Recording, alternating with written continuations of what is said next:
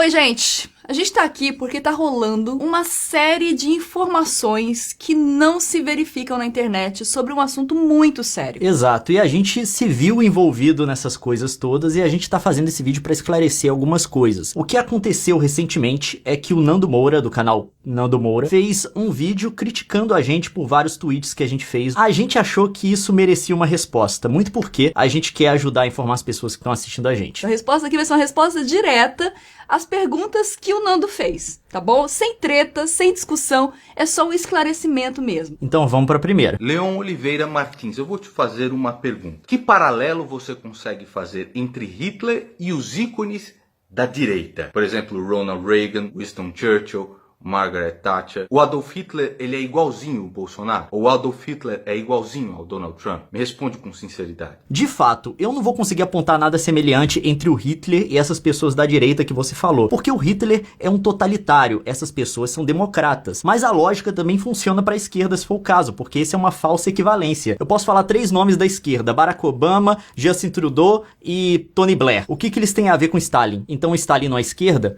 Não é assim que funciona. A distribuição do totalitarismo no espectro político vai tanto da direita como da esquerda. Ele pode chegar pelos dois extremos do espectro. E é um perigo quando você conduz seu pensamento por aí, porque você mistura tudo no mesmo balaio. É importante entender que o totalitarismo pode existir dos dois lados. Agora, se você comparar o Adolf Hitler com esses caras aqui, Mao Tse Tung, Stalin, Kim Jong-il, Hugo Chávez, Fidel Castro, você vai ver que cai como uma luva. Nossa, mas é exatamente o que Hitler fez. Exatamente. Só que esses caras não são da direita, eles são da esquerda. Exatamente, Nando, mas é isso que o Leon tá falando. Exatamente, eles são da esquerda, mas são totalitários. Você pode pegar outros totalitários da direita, Pinochet, a junta militar argentina, Saddam Hussein no Iraque também. Enfim, você tem governos totalitários dos dois lados do espectro. E é justamente por serem governos totalitários que, não importa se são de direitas ou de esquerda, eles vão compartilhar muitas dessas características. Então por que é que você compara Hitler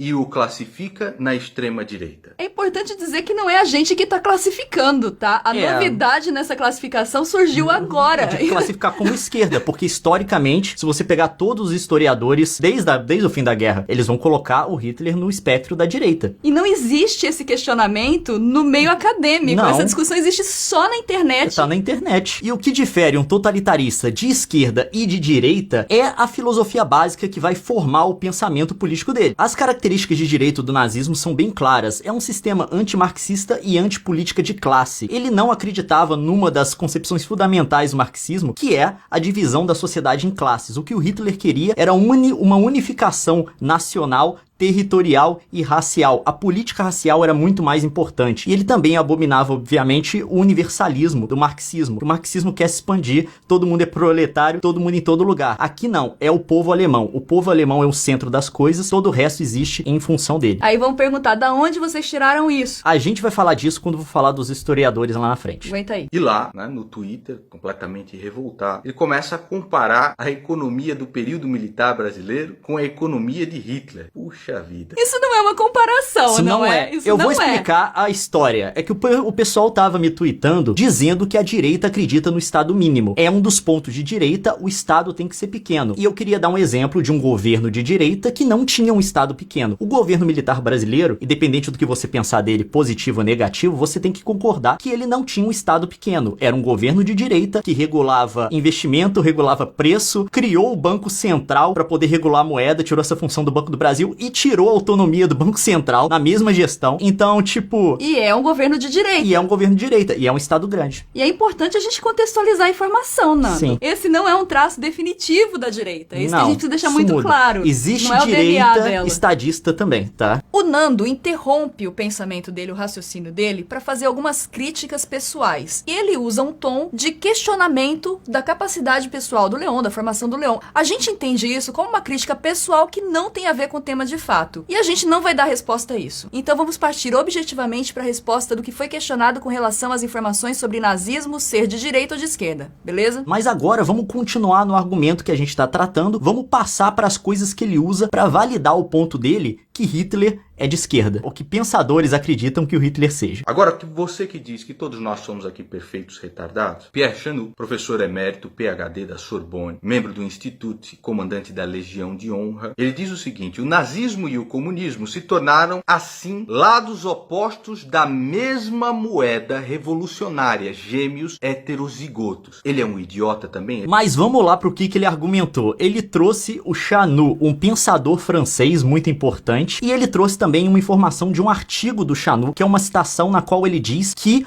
o comunismo e o nazismo eram gêmeos heterozigotos, lados da mesma moeda. Mas agora eu tenho uma pergunta para fazer, eu queria que o Nando Moura respondesse com sinceridade. Você leu, antes de gravar esse seu vídeo, o artigo do Chanou, no qual ele usa essa argumentação do nazismo e do comunismo como gêmeos heterozigotos? Por quê? Como você leu, é como esse argumento é citado no Guia Politicamente Incorreto da História do Mundo. Não é o texto do Chanou, é uma citação de algumas linhas que tem em outro livro. Você leu o contexto ou você está reivindicando a autoridade do Chanou pro seu argumento só com base nessa citação? Porque aí é um perigo. Por que eu tô perguntando isso? Porque quase toda a literatura do Chanou sobre nazismo, comunismo, Segunda Guerra não foi traduzida do francês. Você não encontra em português, você não encontra em inglês também. Porque o artigo do qual esse texto do Chanou é tirado, ele só existe em francês, num banco de dados de artigos acadêmicos em francês, e você tem que pagar para poder acessar. A gente não questiona, você pode ter feito isso. A gente quer saber se você fez, só isso. Mas claro que fica o questionamento por que você fez a citação igual no Guia Politicamente Incorreto. Porque ela é contraditória ao pensamento real do Chanou se você lê o texto inteiro. Sim, eu me dei o trabalho de fazer isso, eu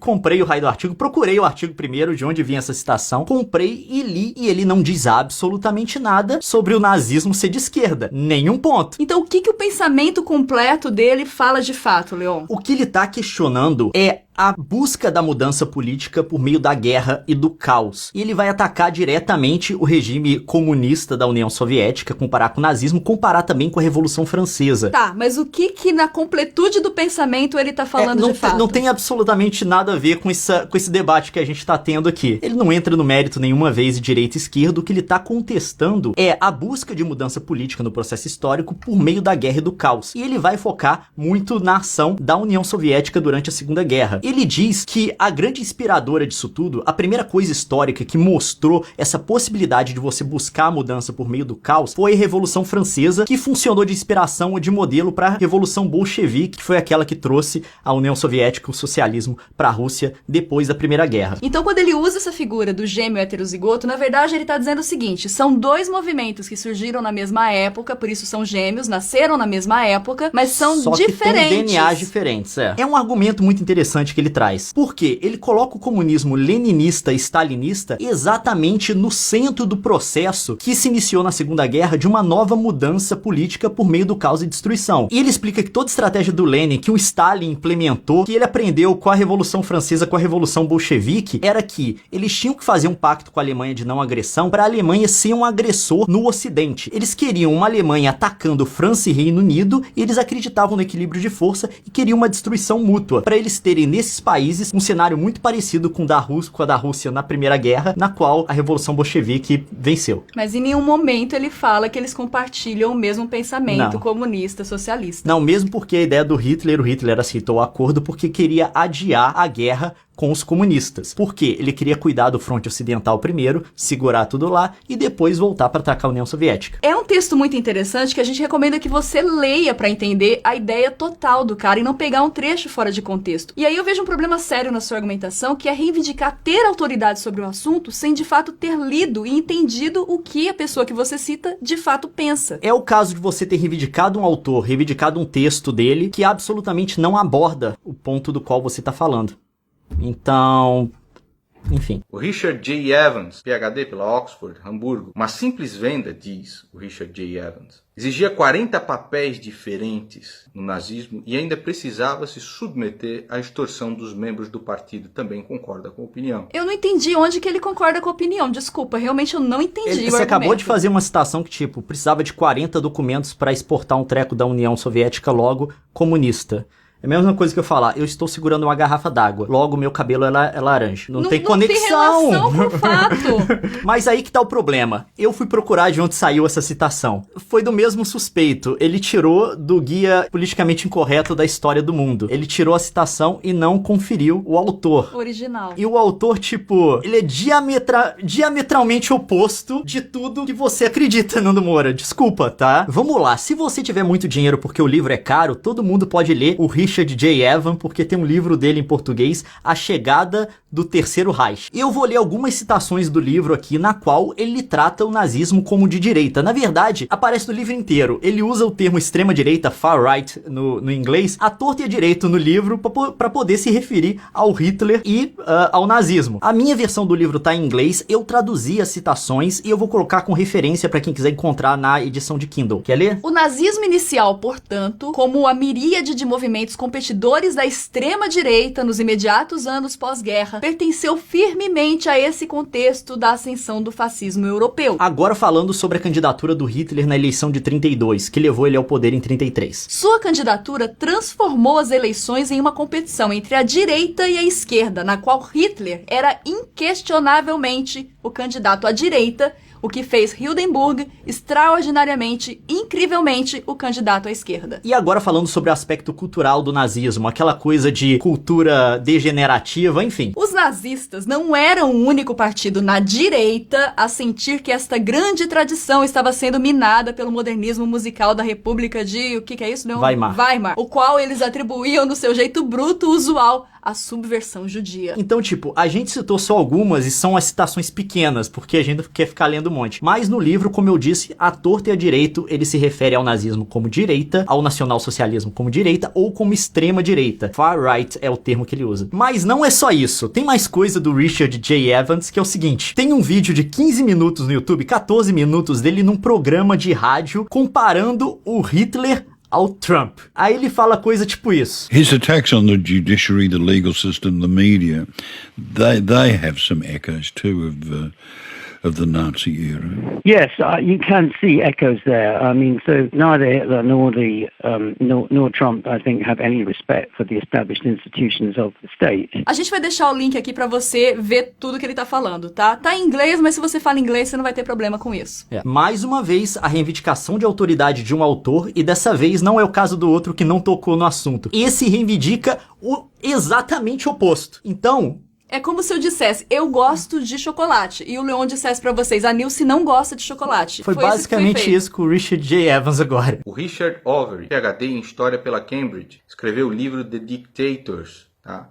Fellow of the Royal Historical Society, Fellow of the British Academy, Fellow do King's College. Ele também concorda com essa opinião. Ele é um retardado também, ele é um terraplanista. Ele diz, um dos elementos ideológicos fundamentais é a ciência econômica para o socialismo e a biológica para o nazismo. É o seguinte, em relação a esse autor, eu não sei de onde ele tirou essa citação. Não foi do Guia Politicamente Incorreto sobre a História do Mundo, tá? Eu não encontrei, então não tem como eu comentar porque eu não sei o contexto. Ele pode estar tirando de contexto como tirou a citação também do Shaunu que a gente falou no início. Ouça de novo esse trecho do que você fala. Um dos elementos ideológicos fundamentais é a ciência econômica para o socialismo e a biológica para o nazismo. Não faz sentido, não o tá ponto, sentido. você não tá Provavelmente, confrontando. Se isso é uma citação de fato, a frase deve ser maior e deve ter algum sentido aí. Mas o jeito que foi dita... Mas é o seguinte, se você der uma olhada no livro que você mostrou aí, no The Dictators, Os Ditadores, pode ser meio confuso porque ele se refere à direita na Alemanha como nacionalistas, a extrema direita do Hitler. E ele se refere aos comunistas como marxistas ou comunistas mesmo. Mas ele não usa muito o termo direita, mas de vez em quando ele solta a direita nacionalista. Dá uma olhada no livro, é o termo que ele usa. E não só isso, o próprio Richard Overy fala que comunismo e nazismo são duas coisas diferentes. But I think I want to make it clear right from the start that I don't think of communism and Nazism as the same thing. They are fundamentally different ideologies. A gente não tá negando que os dois se pareçam, não, tá? Os dois são são totalitários. Mas um veio pela esquerda do comunismo, outro pelo nacionalismo, que é o termo que o próprio overusa. Mas assim, o livro que você mostrou, dá uma olhada nele, ele se refere à direita como nacionalista, em oposição aos comunistas e marxistas. Ele usa o termo também direita nacionalista no livro. Então, tipo, ele não corrobora o seu ponto. Ele definitivamente não corrobora. Tatiana Bushuyeva, que escreveu Red Army and Wehrmacht, How the Soviets Militarized Germany. É um livro muito importante para você ler, Leon. É engraçado, em toda a literatura que eu vi sobre o assunto, eu posso estar errado, eu não vi esse livro ser citado. Ele não apareceu em referência, pelo menos nas bibliografias que eu olhei. Eu não conheço essa autora, não tenho acesso a esse livro. Se eu tentar comprar, eu acho que eu tenho que importar aqui pro Canadá, porque na Amazon só tem no Marketplace, a Amazon nem vende direto, vai ter que vir de um terceiro. Então, não tem como eu comentar esse livro. Se você tiver esse livro, puder me mostrar alguma parte dele que corrobora o que você tá dizendo, porque aqui você só jogou o nome de um autor cujo livro ninguém tem acesso. Então, enfim. Mas tira um print um pouquinho maior, assim, pra gente ler todo o contexto. Se tiver o livro, mostra na câmera, assim, de uma Full HD. Se quiser mandar pra gente também, pode mandar, a gente aceita. A gente aceita. A gente precisa ler, no fim das contas. É importante. O Ernst Topisch escreve outro livro também, chamado Stalin's War. Tá, outro livro ao qual a gente não tem acesso, eu não consegui encontrar fácil pra comprar, não tem digital, enfim. Mas é o seguinte, eu meio que tenho a noção do que ele tá discutindo no livro. Ele trata o Stalin como o arquiteto da guerra. É um ponto que vai ao encontro do que o Shaunu falou, que essa coisa do Stalin como sendo o arquiteto da guerra por meio do pacto Ribbentrop-Molotov, que é basicamente soltar... É o pacto de não agressão, tá? A gente falou que não ia ter palavrão nesse vídeo. É o pacto de não agressão da União Soviética, que tipo assim, que era a ideia de soltar os cachorros nos outros países pra causar caos. Eu acho que ele passa por isso, mas até onde eu sei, ele não faz em nenhum momento o argumento que o nazismo seja de esquerda. Eu precisaria ver isso no livro. Importante. O grande culpado, plano de Stalin para iniciar a Segunda Guerra Mundial, do Viktor Suvorov. Esse Viktor Suvorov fala uma coisa parecida, só que diferente com o do autor anterior. Pra ele, já tinha um plano soviético, até onde eu sei, pra atacar a Alemanha em 41. Mas tem um porém, uma coisa que você tem que observar é que ele não é um especialista na área. Ele é um cara normal que decidiu escrever um livro de história. Tipo, ele não estudou história. Ele não estudou, não tem formação em historiografia e tal. Não é demérito pro cara, o livro dele pode ser uma leitura muito interessante, mas é bom tomar aí com uma dose de sal. Ter isso em mente quando você for ler as coisas que ele escreve. Porque academicamente ele não é um livro trabalhado na academia. Ele não é um... Você já leu esses livros, Leon? Bem, acho que eu disse que eu li e que eu não li, né? Você já leu esses livros? Leu esses livros? Você ter citado o Richard J. Evans. Mas você não pode ensinar aquele que não quer aprender, não é mesmo, Leon? Chegamos em um ponto em que nós concordamos. Qual que é o problema, né? Eu vi muitas pessoas falando, por que vocês estão batendo nessa tecla? História é uma coisa que a gente conhece pra não repetir. Governos totalitaristas causaram muito mal pra muita gente. E entender como eles nascem e o funcionamento deles é importante pra evitá-los. Só por isso que a gente tá insistindo tanto nessa questão. E a falta de reconhecimento de que um sistema totalitário pode surgir também da direita abre espaço para que ele surja. Se você estiver esperando o golpe vir só da esquerda, quando ele vir da direita, você não enxerga. Em nenhum momento a gente negou ou a gente defendeu o totalitarismo de esquerda. Isso não passa no nosso discurso, tudo ruim. Não, passa para mim, na nossa fala. O regime stalinista foi infinitamente pior que o nazista. Infinitamente não. 3 vezes mais? Foi 60 mil. É o número de mortes que ele causou a mais. Mas isso não muda o fato do perigo agora, que tá se mostrando agora, do florescimento do neonazismo nos Estados Unidos. É só isso que a gente levantou como uma preocupação nossa. Isso não pode sair do contexto. Exato. Porque senão você muda todo o discurso.